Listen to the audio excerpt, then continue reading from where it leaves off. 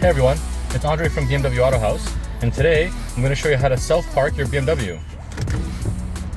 Now, if we're going to park on the left, we want to stay on the left side. If we're going to park on the right, we're going to stay on the right. But today we're going to park on the left.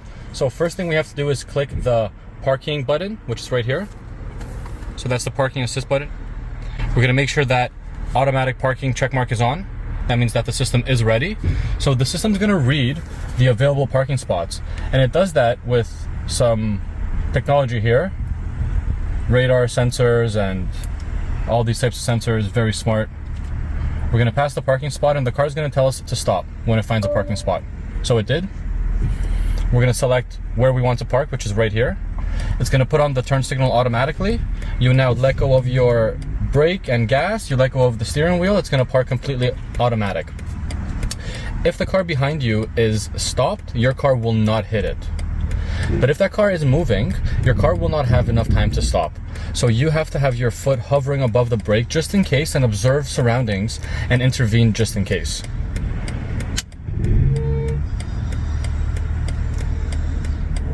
The vehicle doesn't read any lines, it's reading the obstacles beside us. So it's going to park us perfectly in between the objects, whether it's cars or pillar or garbage can. It's going to put the car into park automatically, and it's going to show us on the screen how far the doors can open so we don't ding the object beside us. Well, that's how you self-park your BMW. This was Andre from BMW Auto House.